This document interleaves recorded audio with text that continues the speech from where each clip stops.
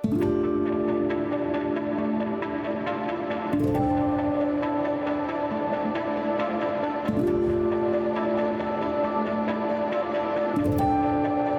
is the City of God podcast, where Christ meets culture. And welcome back to the City of God podcast, where we are weekly talking about today's biggest cultural issues, all through the lens of God's infallible word. My name is Rob Pacienza, and I'm joined by a new friend to our ministry and to the City of God podcast, but his name is Aaron Renn. He is a author, contributor, consultant, and the author of a book that our pastoral staff actually read last year, Life in the Negative World. Aaron, thank you so much for joining me. Thanks for having me. It's great to be here. So, life in the negative world, that might be new terminology for our audience. What do you mean by the negative world? Well, unlike Europe, we never had a state church, but for most of our history, we had a sort of softly institutionalized generic Protestantism as our default national religion. So if you think as recently as the 1950s, half of all adults attended church every Sunday. We had prayer and Bible reading in our public schools. We were adding "In God We Trust" to our money, "Under God" to the Pledge of Allegiance. That was the kind of country it was. But starting in the 1960s, that all began to become unraveled, and the status of Christianity went into decline in America. And I divide that period of decline from 1964 to the present into three eras or worlds that I call the positive world, the neutral world, and the negative world. So the positive world, 1964 to 1994. And I want to be clear about one thing. This is a period of decline for Christianity. Church attendance is down. So it's not everything is positive in that sense. And yet society still basically views Christianity positively. To be known as a good church-going man makes you seem like an upstanding member of society. Christian moral system is still the basic moral system of the country. And if you violate those standards, you can get in trouble. Then in 1994, we hit a tipping point and entered the neutral world, which lasts from 94 to 2014, in which Christianity is no longer seen positively, but it's not really seen negatively yet either. It's just sort of one more lifestyle choice among many in a pluralistic public square. And the Christian moral system is a sort of residual hold on society. Then in 2014, we had a second tipping point and enter the negative world. And in the negative world, for the first time in the 400-year history of America, official elite culture now views Christianity negatively, or certainly at least skeptically. That might be a better way to put it. To be known as a Bible-believing Christian does not help you get a job in the elite domains of society. Christian morality is expressly repudiated and in some ways is seen as a threat to the new public moral order. And this shift to a negative world has been very dislocating to American Christians, to say the least. Now, I would say, which we can talk about this if you'd like, I do think in the last year or so, we have seen some abatement of some of the overt negativity as some of the cultural disruptions and upheavals of the last decade have gone into retreat. But nevertheless, we are still, I think, definitively in a post-Christian culture today. So you talk about strategies, different strategies of how to overcome or deal with the negative world. Talk to our audience about some strategies that you write about and that you've seen as a response to what evangelicals are facing. Sure. So you probably won't be surprised to hear that I come from a management consulting background with like frameworks and strategies. That's the lens I see the world through. In some respects, I see evangelicalism as something of a product of this period of Christian decline. Back in the 50s, it was really mainline Protestant churches that sort of dominated the religious landscape of America, but they went into decline, started losing adherents. They're still losing adherents. They're kind of on a kind of slow train to, disappearance. And evangelicalism proved to be far superior at cultural adaptability, and it filled this vacuum left behind by the retreat of the main lines. And so a lot of times I think this cultural adaptability gets treated as a negative, that evangelicals chase fads, and there's probably some legitimacy to that, but it's also a great strength. But I think over this period of decline, there were sort of three major strategies or approaches to dealing with cultural change. Two in the positive world, one in the neutral world. So the positive world, the two were culture war and seeker sensitivity, In the neutral world, it was cultural engagement. So the culture war, basically the religious right as we know, pioneered by people like Jerry Falwell of Moral Majority, Pat Robertson of the Christian Broadcasting Network. They saw culture going the way they didn't like, and their answer was, let's mobilize politically to fight back, take back the country. Evangelicals had previously been very disengaged politically, and from a voting perspective, we're mostly Democrats. But under the influence of this movement, starting in the 80s, really realigned into the Republican Party, and this religious right we know is still with us. Seeker sensitivity was pioneered by people, also in the 70s, pioneered by people like Bill Hybels at Willow Creek Church in suburban Chicago, Rick Warren at Saddleback Church in Orange County. And these folks saw that people weren't going to church, so it's like, well, why don't we create a church they'll come to? So the origin story of Willow Creek is that Bill Hybels went door to door in suburban Chicago asking people why they didn't go to church. And as he put it, I got an earful. So he's like, okay, let's get rid of all these stodgy denominational distinctives and choir robes and stuff like that. We're going to have contemporary music, more informality. We're not going to beg for money, topical therapeutic sermons. And this kind of became the sort of suburban megachurch, often non-denominational, that we all kind of know. And in some respects is kind of the mainstream of evangelicalism today. In the 90s, we saw the emergence of a third strategy I call cultural engagement, which really arose with the comeback of the cities under people like Rudy Giuliani in New York. What we saw was essentially, I think there's a couple ways to think about this. These movements would be like Tim Keller, Redeemer Presbyterian, or the emerging church movement. I think one way to contextualize them is as a seeker sensitivity for the cities. So where Hybels and Warren were great at reaching emerging baby boomer suburbia, guys like Keller were excellent at reaching this new kind of rising urban demographic. They're also somewhat the opposite of the culture war. You know, rather than fighting with the people all the time, we're like, why don't we take advantage of this pluralistic public square and just have a conversation? Sit down and talk. We can articulate the gospel in a compelling way. And it was, successful and is very much still with us, as you might think, the urban church model. And so there's a lot that goes into this. It wasn't purely strategic, although people like Hybels and Kellers were definitely top-tier strategic thinkers. And there are kind of demographic differences, between them. But, I do think these kind of emphases, maybe not every church falls perfectly into, each of these categories, but I think we can recognize something of those in it. And what I just say is like, as we hit the negative world, we really haven't seen the emergence of a new strategy yet.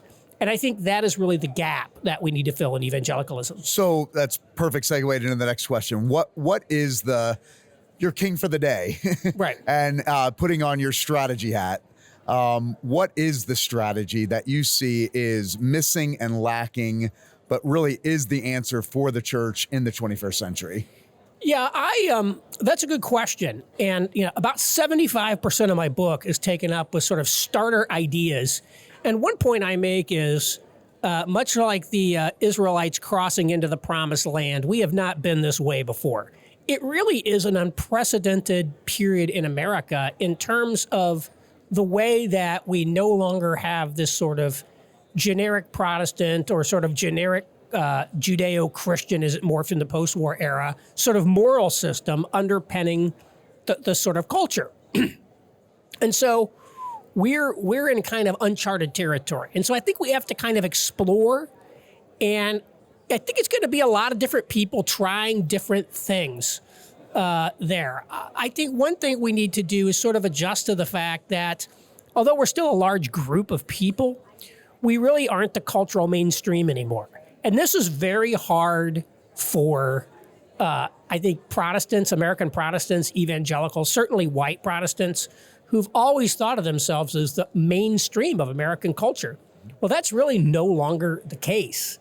And so I say, kind of my idea is we need to take a look at sort of other religious minorities in America and see how they adapted to being in that position. And the example that I give that I think is probably the best comp is early 20th century Catholicism.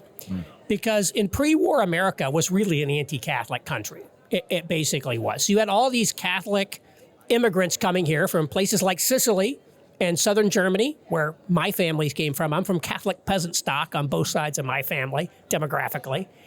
And they're like, okay, we're here in this Protestant country. And so if we want to live as faithful Catholics, what are we going to do? Well, they created their own schools. The parish schools, they created their own fraternal societies. They created their own kind of practices that set them apart from the culture. They created their own universities. And they created an entire infrastructure that allowed them to live kind of authentically as they were in American culture. And as they were essentially welcomed into the mainstream in that sort of post-1960 era with Kennedy becoming president and all of that, they never let go of their sort of particularities in their own institutions. And so I think we need to adopt something of a minority mindset, not in a sort of victim mentality or a hostility to everyone else, but we have to realize, like, look, we have to create infrastructure that sustains our own community life so people can live as faithful Christians in a country where the culture and its institutions no longer reinforce or are basically friendly to the normative values of Christianity. Yeah. So let's talk about that concept of building structures and infrastructures and organizations. You also talk about the importance as a minority to really excel, to operate with a spirit of excellence wherever God has placed you, whatever industry, whatever sphere of influence. Talk to our audience about that need to be resilient and to pursue excellence. Sure. Well, excellence is one. Protestantism in America was always very stratified, sort of socioeconomically, ethnically, and racially. So very divided. And as you kind of rose through society, you might actually change denominations. So there's a line, it exists, and multiple people have made quips to this effect. It's like the average American starts off as the son of a Baptist farmer. He becomes a Methodist when he gets his first white-collar job. He becomes a Presbyterian after he gets his first promotion, and he becomes an Episcopalian once he becomes the CEO. And one of the things that happened, it was these kind of more exclusive mainline denominations like Episcopalianism and Presbyterianism where the sort of elite of America resided. And it's certainly not just the elite of the business elite, but also like the intellectual elites. Many of the great, like Reinhold Niebuhr came out of a sort of mainline-ish background. That's where the Ivy League was. And so even though these were in many cases liberal Protestants theologically, in terms of their ethical system, there was really not much difference between them and sort of evangelicalism. I read a book by Harry Emerson Fosdick, the famed liberal preacher of New York, one of the most famous liberal preachers. I think it was called On Being a Real Person, may have come out in the 40s. And I'm like, this guy is so straightforwardly stating, claims about sexuality and sexual behavior that even many conservative evangelicals would not simply say them today. He's wow, this guy's like pretty much on board with the traditional Christian ethic. Now, for his day, he was a liberal.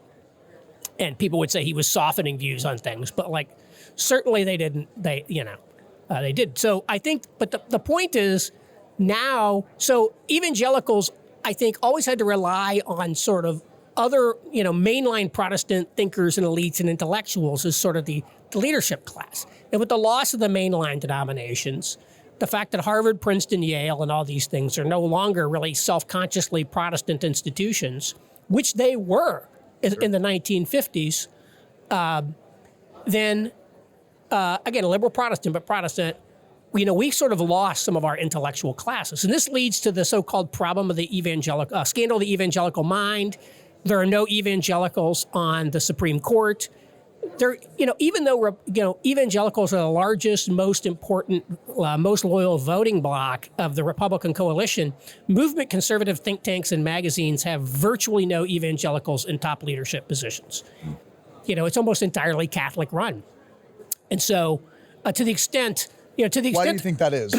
Well, political conservatism was sort of founded by Catholics like William F. Buckley. It always had a strong, interestingly, it always had a strong outsider bias there.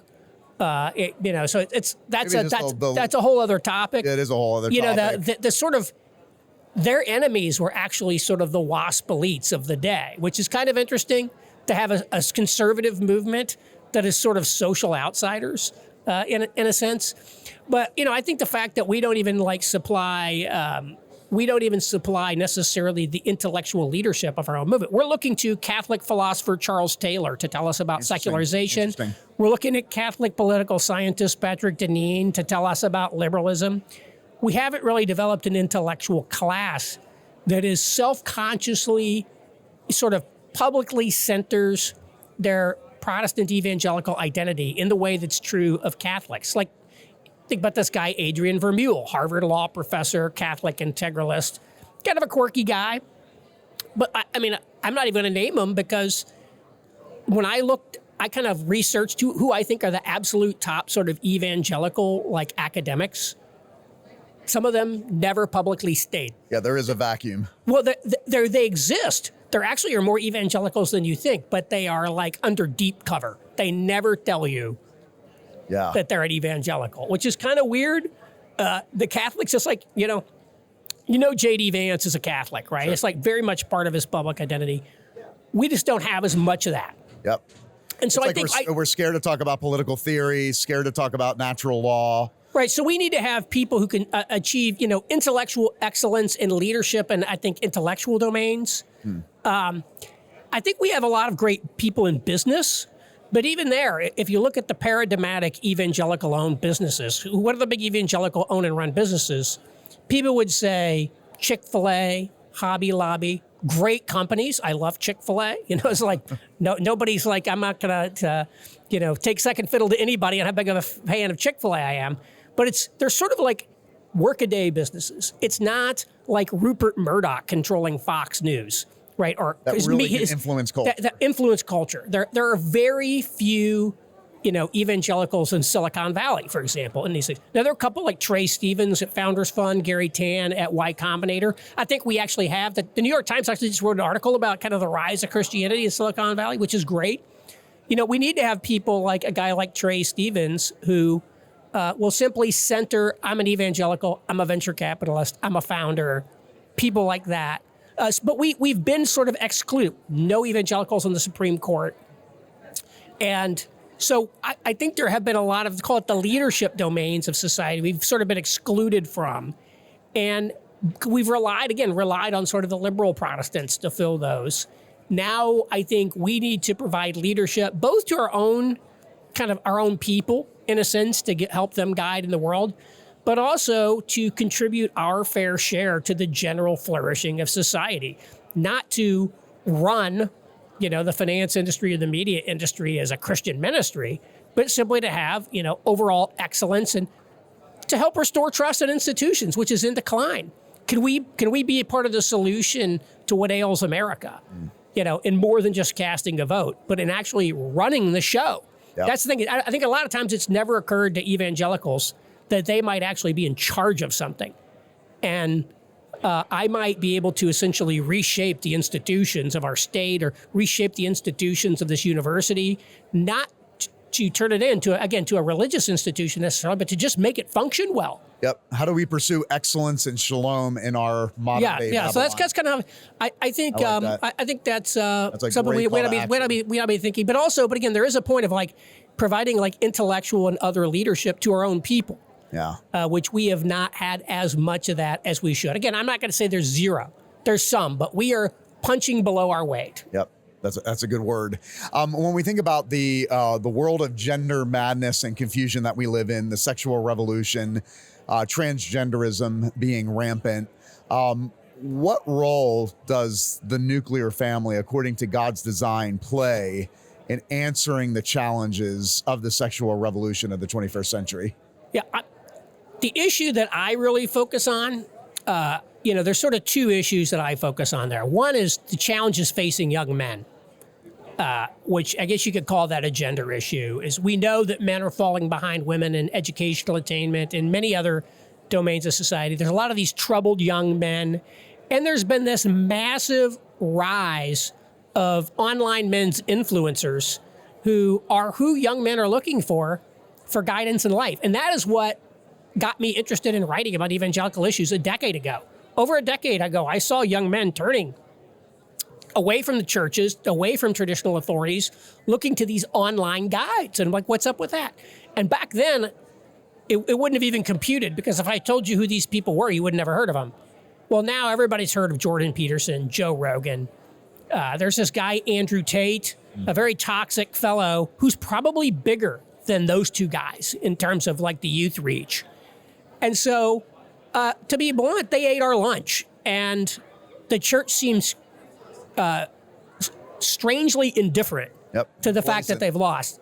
It's still like, singing from the old hymnal that didn't work. So that's one that I think is important, is we cannot allow people to be shaped by a sort of pagan masculinity or, the pickup artist world or the Andrew Tates. And again, I think Jordan Peterson is a pretty anodyne character, but certainly not an Orthodox Christian. I mean, Jungian philosophy of life is I think, not what you want, although again, I'm generally positive towards him. I think the other issue, and this is one that directly affects the church, is a rise of post-familialism. That is to say, declining family formation, fewer marriages, fewer people having kids. And, we have that in the church too. This rise in the number of people who are unmarried, singles. And I think the response to that has been, frankly, accommodationist. I Google a phrase like, idolatry of the family, and you just get like a million. It's like crazy how many hits you get. Or the gift of singleness. I mean, essentially, we've created a theological justification for secular trends of post-familialism. And it's being promoted inside the church, as you said. And and most of the pastors who are talking about the idolatry of the family are like married with 4 kids. And I'll tell you, they're not giving up their family for all the gold in Fort Knox. Sure.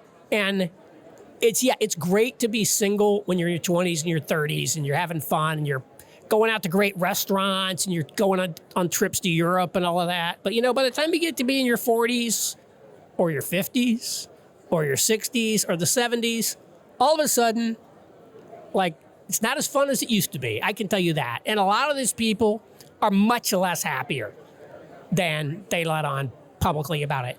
And this is something that goes beyond the church. It even goes beyond the United States. This is a trend that's global. It's in South Korea. It's in China. It's in Europe. It's happening in Iran. Okay, even the theocracies in Iran can't this. So this is a hard problem. But I think we can't give up. I think it's an undeniable pastoral reality that there are going to be more single people, and definitely there need to be changes to ensure that we're ministering properly and including people, who are single, because that is, we have to welcome all.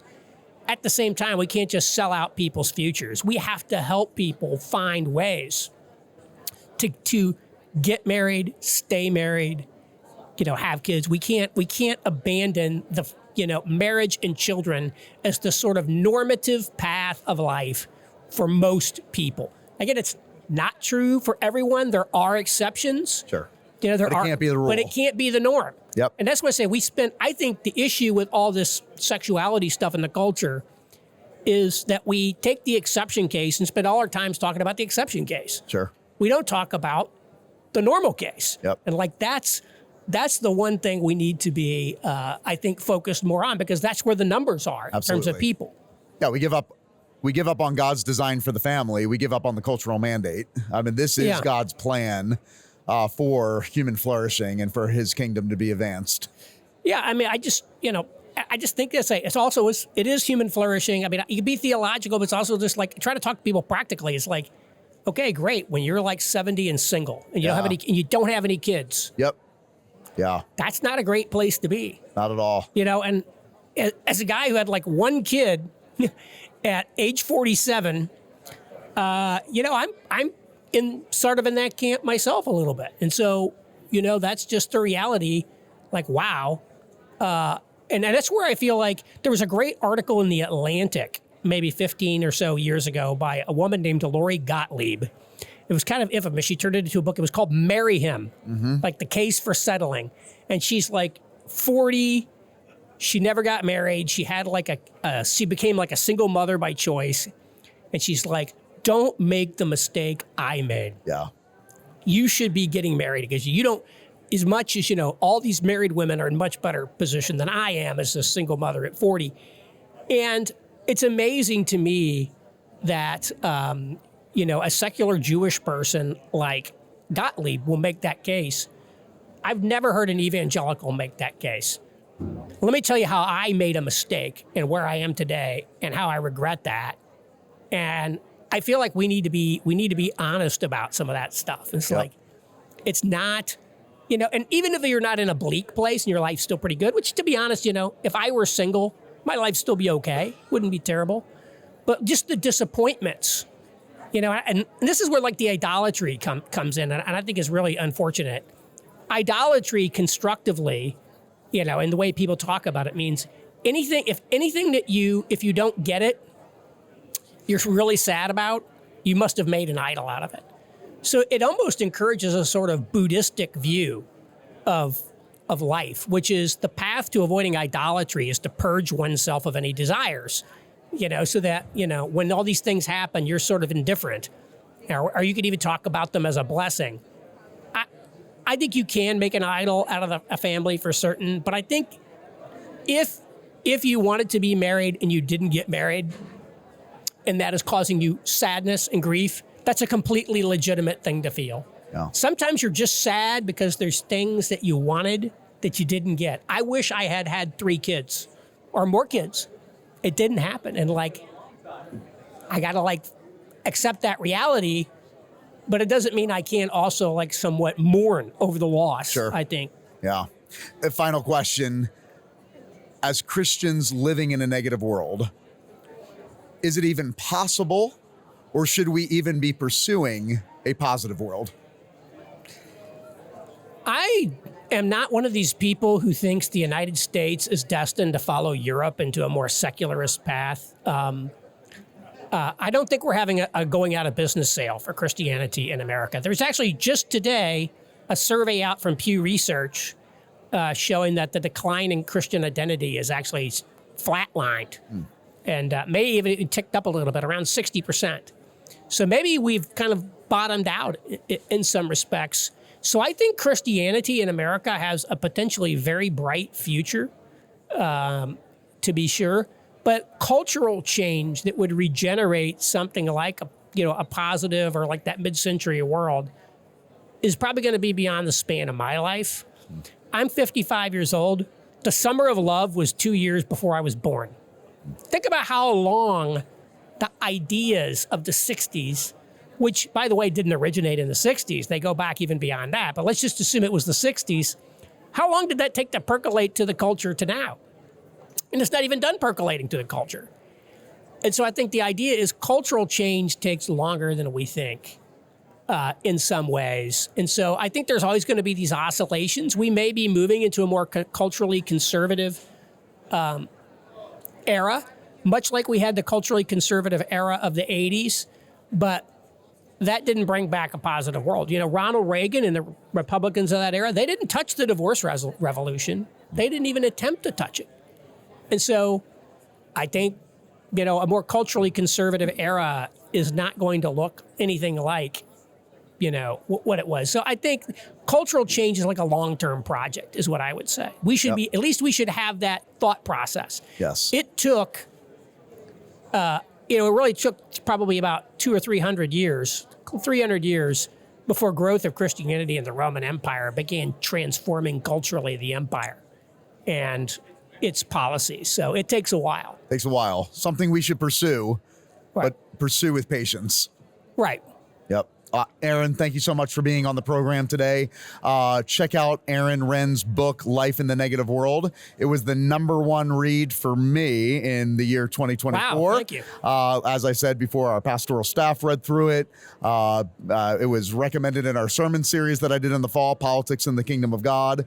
So thank you for your contribution to the church, to the kingdom, and to really helping our audience understand the cultural moment that we're facing, but what we can do about it. So thank you. Thank you for having me on. Absolutely. And that's all the time we have today for the City of God podcast. If you are encouraged by this conversation with Aaron Renn, author of Life in the Negative World, pray that you would pass it along to a family member or a friend, anyone who's serious about thinking about what does it mean to be a Christian in a hostile world, and how to navigate with a heart for flourishing and freedom for all. We pray that you would join us next week right back here on the City of God.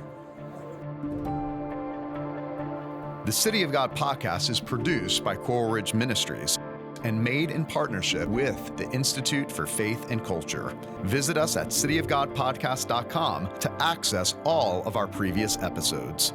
You can also listen on Apple Podcasts, Spotify, Google Podcasts, Amazon Music, or anywhere you get podcasts. A full video version of this podcast is available on YouTube. This is the City of God podcast, where Christ meets culture.